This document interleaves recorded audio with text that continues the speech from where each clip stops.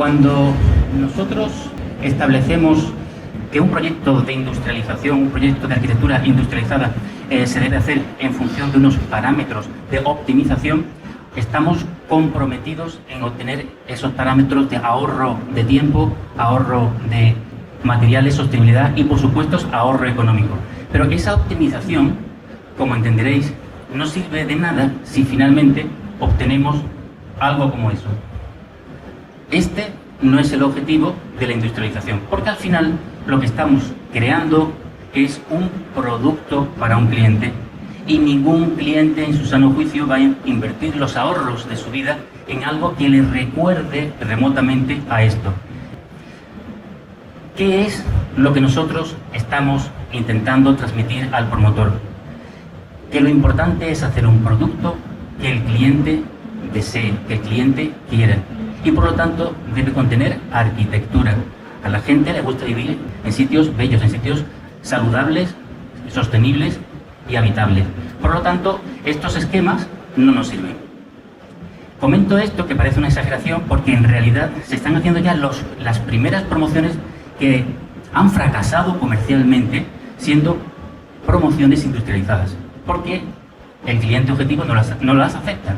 Por lo tanto, es necesario volver a introducir los parámetros de la arquitectura. ¿Cómo entendemos nosotros la arquitectura industrializada? Porque nos comentan muchas veces que la arquitectura industrializada tiene muchas limitaciones que nos obligan a hacer algo como eso. Quiero decir, nos comentan que al final la arquitectura tradicional es una arquitectura donde el arquitecto libremente se expresa, mientras que la arquitectura industrializada tiene unas reglas de juego que son muy estrictas.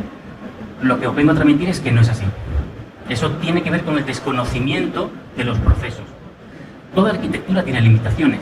Cuando tú haces un proyecto en un solar, tienes sus alineaciones, tienes su volumen, tienes su carga de programa.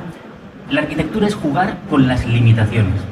Pero esas limitaciones no significan pérdida de creatividad. Lo que necesita es el conocimiento del proceso para jugar a unas nuevas reglas de juego. Eso es importante. ¿Cómo nosotros estamos integrando la industrialización en las nuevas promociones? Por ejemplo, eliminando mitos de la industrialización o de la arquitectura industrializada. Un mito dice que necesitas repetir objetos de una forma constante para conseguir la amortización de la industrialización. Como en la industria del pasado, tú tienes un utillaje que necesitas repetir un objeto para generar esa, diríamos, amortización, esa optimización. Bueno, eso sería la industrialización de final del siglo XIX o principio del XX. Actualmente, gracias al BIM y los sistemas que tenemos de generación de proyectos digital, conectado con la fabricación robótica, no es necesario repetir objetos para conseguir la amortización o la optimización o el ahorro de tiempo y de coste. No es necesario. ¿Por qué? Cuando hablo de robótica no estoy hablando de cosas de ciencia ficción, estoy hablando de que cualquier industria, cualquier constructor decente con una fábrica de estructuras metálicas tiene corte por control numérico. El control numérico permite la conexión con nuestros sistemas BIM informáticos, de forma que podemos generar piezas distintas sin merma de la optimización económica. Aquí vemos un modelo BIM y su resultado en la realidad. Esa precisión de 2 milímetros nos permite que podemos hacer, esos son viviendas absolutamente normales, viviendas hechas con estructura metálica atornillada con proceso BIM, pero las formas de esas viviendas, las formas de esas cerchas que hacen el volumen, cada una es diferente. Si os digo que estas son viviendas económicas, son viviendas en un entorno social, están hechas en Torreblanca, Sevilla, que es una de las zonas más deprimidas de los barrios de Sevilla, y que no hemos tenido que hacer una arquitectura aburrida y repetitiva, sino hemos conseguido una riqueza formal que luego se traduce en una comercialización rápida del producto, que ha hecho que toda la promoción esté vendida antes de la terminación de la obra, entenderéis a lo que me estoy refiriendo. Al final, la idea de introducir, por ejemplo, fachada industrializada de madera, implica, entre otras cosas, la posibilidad de aprovechar el material de la madera. Es absurdo que estemos fabricando fachadas y grandes edificios de madera con estructura de madera, con fachadas de madera y no veas la madera. Es una pérdida de oportunidad. Este es otro edificio que hemos hecho el proyecto de ejecución, un concurso para la Junta de Andalucía, con una estación de autobuses hecha con estructura de madera en un entorno tan característico como el Rocío, al lado del Parque Natural de Doñana, y ahí la madera, si es el elemento de construcción, se utiliza también para aportar esa imagen, esa identidad, esa calidez que tiene la madera y que hace que al final el producto interese mucho más. Las curvas. He escuchado muchas veces que las curvas encarecen la productividad. ¿Por qué? Porque están pensando en un tipo de fabricación de hace 100 años. Actualmente los sistemas que permiten ese control numérico del corte, permiten el control numérico del plegado y el control numérico de la curvatura. Estos son elementos industrializados en seco, fabricados con esa curvatura. Y observar el aspecto que tiene. No es un aspecto que muchas veces relacionamos con la industria, y sin embargo es súper industrial, súper industrial. Veamos, por ejemplo, este otro edificio.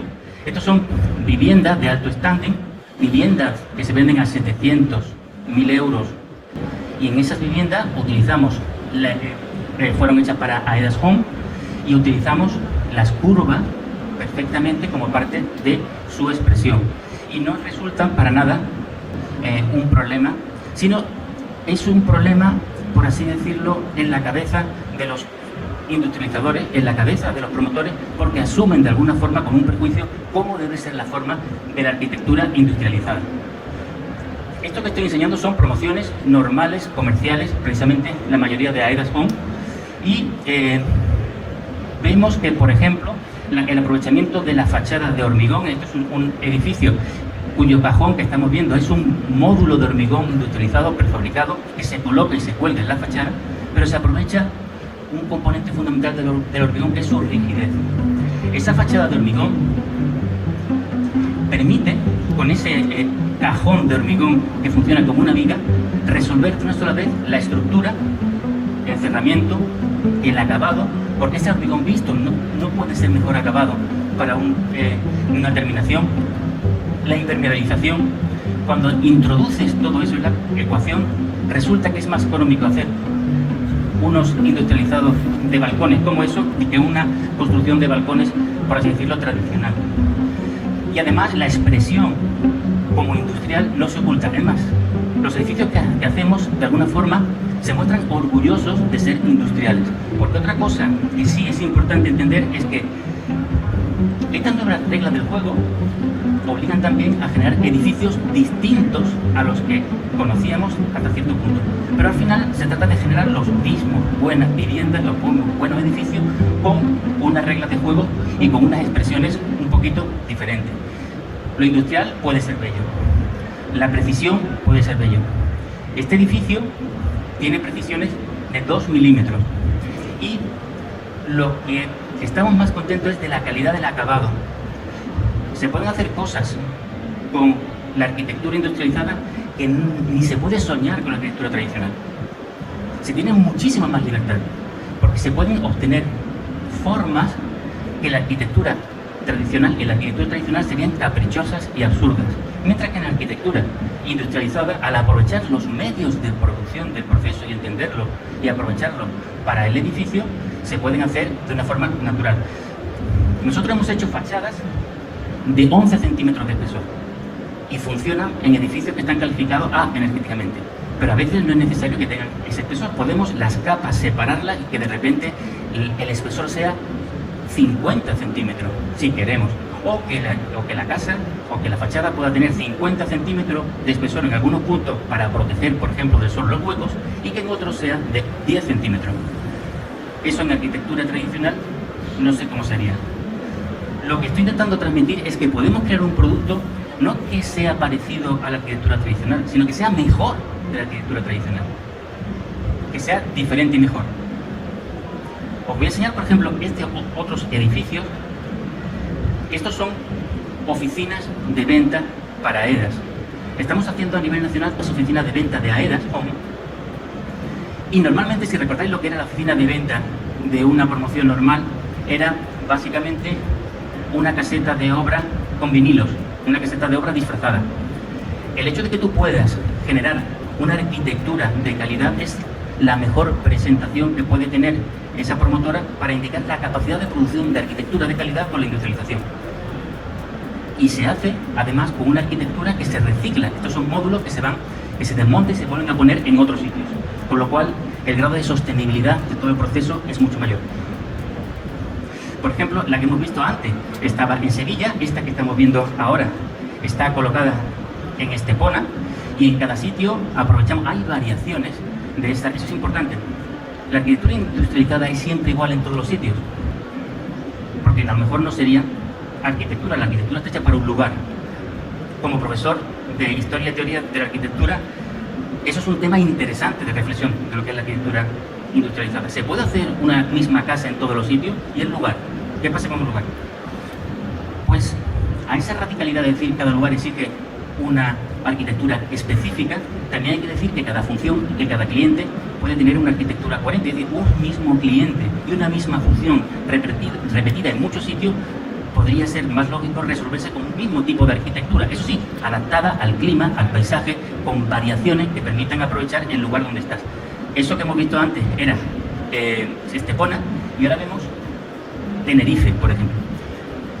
No son las mismas, aunque tienen el mismo estilo, porque eso es imagen de marca que repetimos para dar coherencia a la imagen de AEDA. Cada una tiene dimensiones diferentes, se estudian las afecciones del soleamiento, porque al fin y al cabo la arquitectura es también adaptarse a un clima. Pero eso no quiere decir que en cada proyecto haya que inventar la rueda y hacerlo todo desde cero otra vez. ¿Me entendéis? Esa es la virtud que nosotros vemos a la arquitectura industrializada. Os voy a enseñar un caso muy particular, porque se suele decir que la arquitectura industrializada pues no se puede adaptar pues al patrimonio, que no puede estar en cascos históricos. Esto es un edificio, una casa que hicimos en un entorno tan característico como un pueblo de Ávila. Y lo que quería en la propiedad era volver a tener esa sensación de esa esencialidad, de ese muro de mampostería. Cualquier intervención hubiera supuesto trasdosar, añadir aislamiento. Nosotros le propusimos hacer una cápsula en el centro, una cápsula realizada en un sitio donde hubiera medios para realizarlo. En la España vaciada, el tornillo que tienes que comprar para cualquier cosa estaba a 200 kilómetros en Salamanca, no había constructora. Con lo cual, de proponerle a esta familia que nos vamos a un sitio con más servicios y hacer una cápsula del siglo XXI e introducirla en el interior, fue lo que le permitió, primero, tener un edificio calificado energéticamente A, con todas las ventajas, comodidades de una casa hecha con la tecnología actual, en un tiempo muy reducido. Estamos hablando de este tipo de construcciones, las hacemos en 4 meses, con un precio también ajustado y sobre todo con la oportunidad de habitar una España vaciada que no se puede volver a habitar con la casa del labrador que antes existía. Esa, por ejemplo, Portal Castellano tenía 300 metros cuadrados que no se necesitaban. Observad cómo estamos utilizando en este caso una arquitectura modular 3D y reutilizamos contenedores marítimos. ¿Por qué? Porque en este caso era lógico utilizar el máximo volumen transportable de forma convencional. Las carreteras eran comarcales, era difícil llegar, ¿veis la que estamos montando ahí? Y gracias a que utilizamos el container, que es el máximo volumen estándar transportable, podemos llegar fácilmente a todos los sitios. Llegar fácilmente en este caso supone hacer la casa por el tejado. Es una forma no convencional de habitar la España vaciada, pero mira, podría ser una de las posibles soluciones. Y fijaros que en este caso sí estamos interviniendo sobre el patrimonio. Fijaros cómo al final el efecto de casi arqueológico de mantener la esencialidad de la casa como estaba hace 2 siglos, esta casa tiene 2 siglos, pues se consigue, ¿no? Con un objeto que además le llamamos la casa escondida porque tiene la virtualidad de que no se ve desde la calle. Eso es importante también.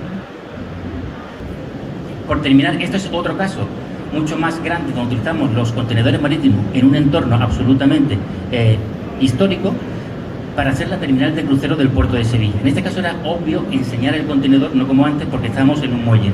Y en un muelle lo más natural es un contenedor. Pero no generamos espacios estrechos, generamos espacios diáfanos, iluminados de una forma bastante agradable y bastante homogénea para conseguir al final pues una arquitectura de calidad que es lo que realmente se necesita.